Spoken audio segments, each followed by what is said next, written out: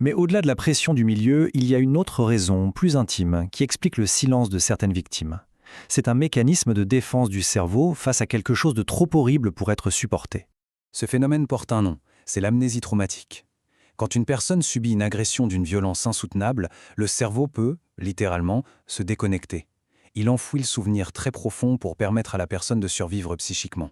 Le souvenir n'est pas effacé, attention, il est juste rendu inaccessible. Et il peut le rester pendant des années, jusqu'à ce qu'un déclencheur fasse remonter le tout à la surface. Et ce n'est pas du tout un phénomène anecdotique.